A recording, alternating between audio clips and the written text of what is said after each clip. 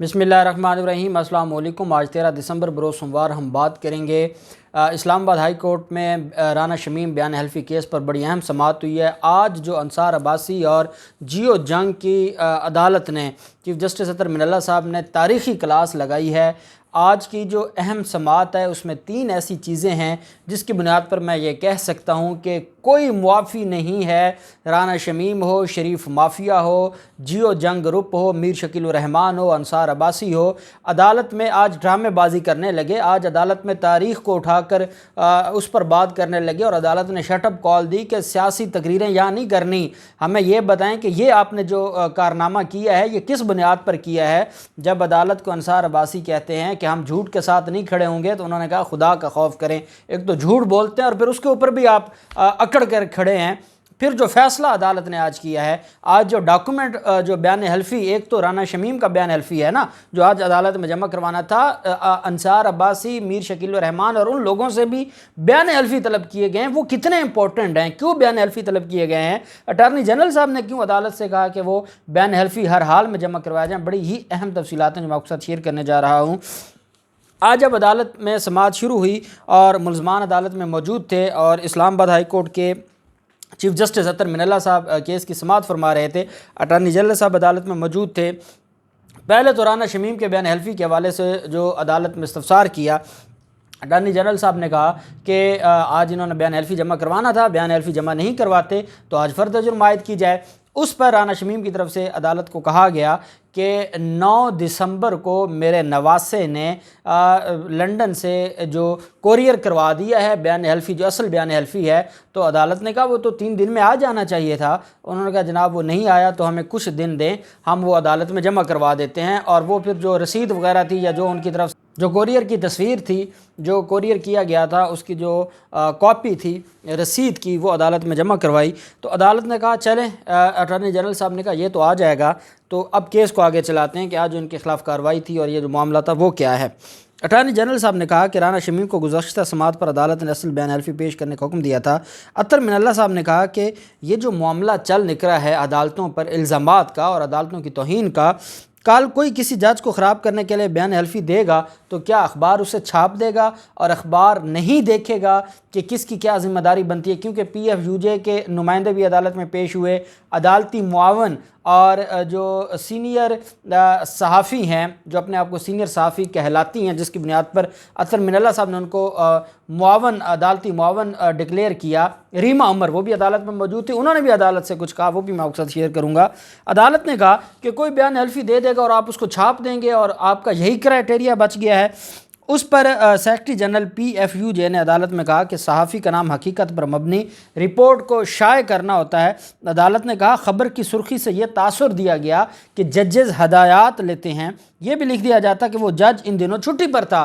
फिर आप तस्वीर के दोनों रुख बताते कि इल्ज़ाम ये लगाया गया है और जिस दिन का इल्ज़ाम लगाया गया है, जिस जज पर इल्ज़ाम लगाया गया वो जज उस दिन अवेलेबल था ही नहीं, वो तो बैरून मुल्क था, तो फिर कैसे ये इल्ज़ाम लगाया जा सकता है। तो अदालत ने कहा फिर आप दोनों रुख लिख देते हैं ना, अगर आप इतने ही हकीकत पसंद हैं। अदालत ने कहा कि ज़ेर इल्तवा अपीलों पर इस तरह की खबर नहीं छापी जा सकती थी।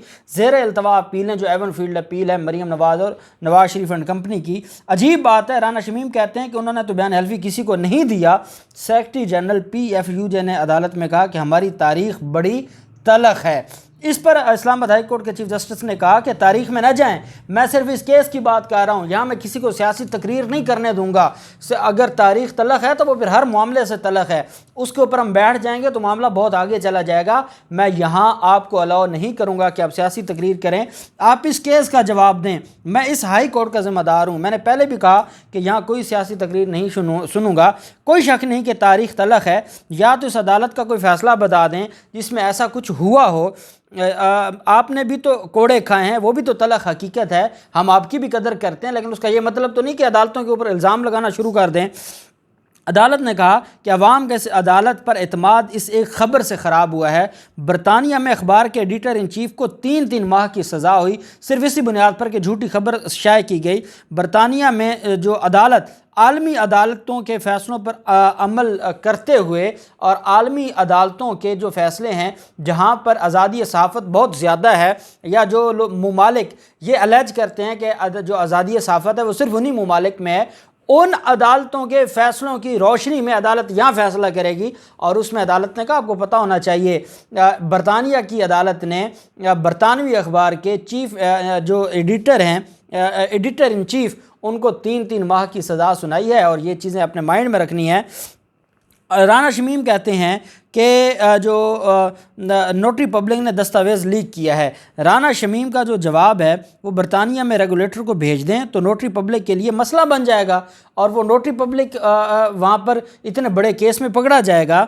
عدالت نے کہا، مجھے کوئی کچھ بھی کہہ دے، میں توہین عدالت کی کارروائی نہیں کروں گا، میرے خلاف کوئی بات کر دے، میں توہین عدالت کی کارروائی نہیں کروں گا۔ جب کوئی لوگوں کا اعتماد خراب کرنے کی کوشش کرے تو عدالت برداشت نہیں کرے گی۔ کوئی 3 سال بعد زندہ ہو کر آ جائے تو اس کے پاس کوئی گراؤنڈ تو ہونی چاہیے۔ 3 سال بعد اگر کوئی الزام لگا رہا ہے تو اس کے پاس کوئی گراؤنڈ تو ہونی چاہیے۔ اس شخص کے بیان حلفی کی خبر آپ نے اخبار میں ایسے ہی چھاپ دی، بغیر تحقیق کیے، بغیر ریسرچ کیے۔ اس پر جو اسلام آباد ہائی کورٹ کے چیف جسٹس اطہر من اللہ صاحب نے ریمارک دی ہے کہ اگر میں یہاں ہوں تو اپنے لیے نہیں بلکہ ہزاروں سائلین کے لیے ہوں، کوئی جج بھی میرے لیے اسٹیک ہولڈر نہیں، صرف سائلین میرے لیے اسٹیک ہولڈر ہیں، اور اسٹیک ہولڈر کا کیونکہ اعتماد بری طرح اس کو تباہ کیا گیا ہے، اس وجہ سے میں اس معاملے کو دیکھ رہا ہوں۔ یہ محض توہین عدالت کا کیس نہیں بلکہ یہ میرا احتساب ہے۔ افسوسناک ہے کہ آج کے دور میں جھوٹ سچ اور سچ جھوٹ بنتا جا رہا ہے۔ عدالت نے کہا کہ آپ اس طرح اس ہائی کورٹ پر بد اعتمادی نہیں پھیلا سکتے۔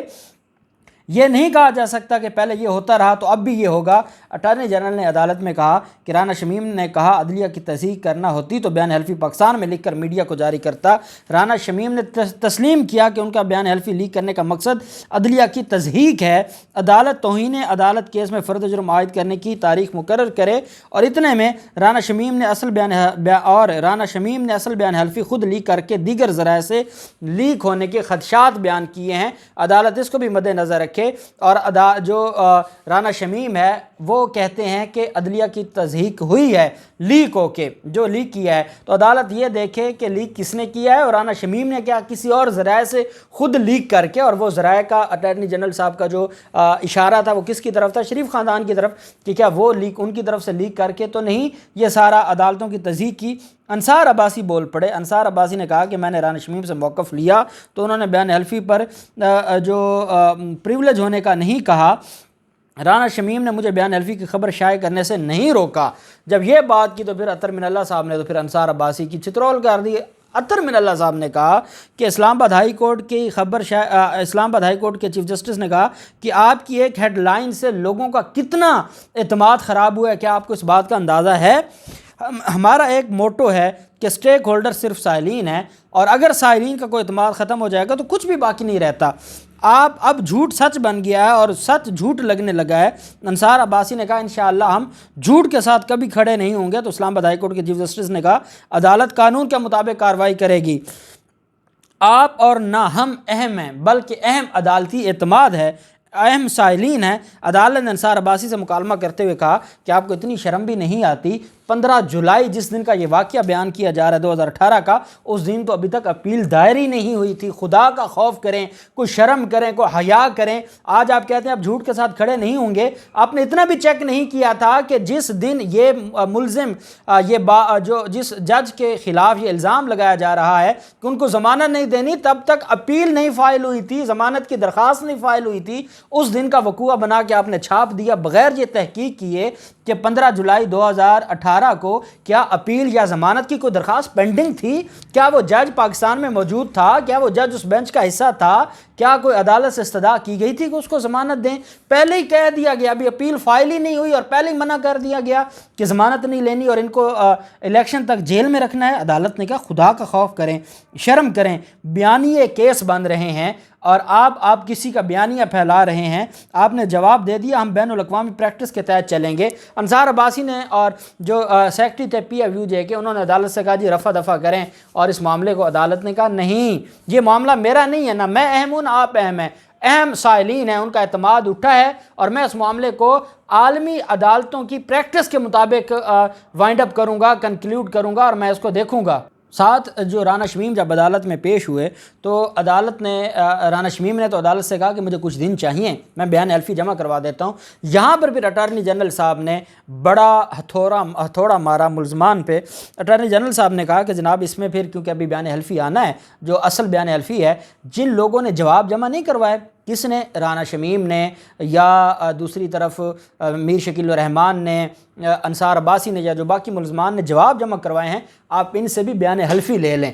جواب خالی جواب نہیں ہو بلکہ وہ ایفیڈیوٹ دیں, حلفاً کہیں کہ جو کچھ انہوں نے کہا ہے وہ درست ہے اور وہ اپنی بات پر قائم ہیں. ان سے الگ الگ بیان حلفی لیں, اپنی بات کا, اپنے جواب کا, اپنے سٹانس کا الگ بیان حلفی لیا جائے. ایک تو بیان حلفی وہ ہے نا جو لیک ہوا, وہ الگ معاملہ ہے, وہ تو اوریجنل کاپی آ جائے گی, اوریجنل جو بیان حلفی ہے وہ آ جائے گا. جن ملزمان نے جواب دیے ہیں ان سے بیان حلفی لیں, کیونکہ فرد جرم عائد ہونے سے پہلے ملزمان کا بیان حلفی عدالت میں ہونا ضروری ہے.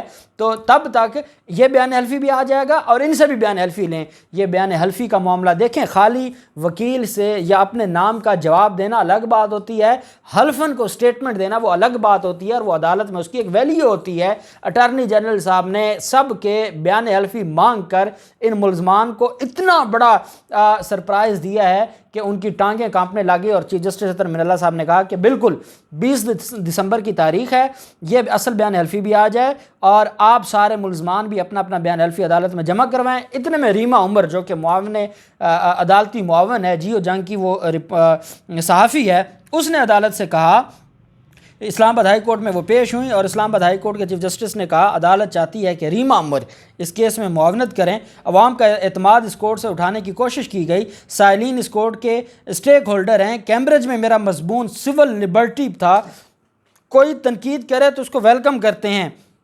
اس کیس کے حقائق الگ ہیں, یہاں سوال الگ ہے, یہاں پر بیانیہ الگ تھا, یہاں مقصد الگ تھا, یہاں کسی کیس پر اثر انداز ہونا تھا, یہاں پر بیان حلفی دینے والا بھی جھوٹا ہے اور جھوٹی خبر پھیلانے والے بھی جھوٹے ہیں. تو اس وجہ سے عدالت اس معاملے کو کسی اور طریقے سے دیکھے گی. اور ریما عمر سے کہا کہ آپ بھی عدالت کو معاونت کیجئے گا, آپ کی رائے بھی عدالت سنے گی. پی ایف یو جے کے سیکرٹری کی بھی عدالت نے بات سنی, انصار عباسی کی بھی سنی, اٹارنی جنرل کی بھی سنی, اور 20 دسمبر کے لیے عدالت نے کیس کو ارجن کیا ہے. 20 دسمبر کو رانا شمیم کا اصل بیان حلفی بھی جمع ہو جائے گا. ملزمان جنہوں نے جواب جمع کروائے ہیں وہ اب اپنا بیان حلفی بھی اپنے اپنے سٹانس پر قائم رہنے کا بیان حلفی بھی جمع کروا دیں گے, اور اس کے بعد پھر یہ معاملہ ہوگا اور 20 دسمبر کو فرد جرم کی کارروائی ہوگی. اور یہ معاملہ بہت آگے جائے گا. عدالت نے آج بتا دیا ہے کہ ہم عالمی عدالتوں کے فیصلوں کی روشنی میں اس کا فیصلہ کریں گے. یہ معافی سے کام نہیں چلے گا. اب اگر ہم نے یہ معاملہ ایسے ہی چھوڑ دیا تو یہ عدالتوں پر ہمیشہ ہمیشہ کے لیے اعتماد اٹھ جائے گا. اس وجہ سے میں معاف نہیں کروں گا. عطر من اللہ صاحب نے آج دو ٹوک یہ فرما دیا ہے. اب دیکھتے ہیں 20 دسمبر کو کیا ہوتا ہے. جو بھی تفصیلات ہوں گی آپ کے ساتھ شیئر کرتے رہیں گے. اللہ پاک پاکستان کا مناصر ہو. بہت شکریہ. اللہ حافظ. پاکستان زندہ باد.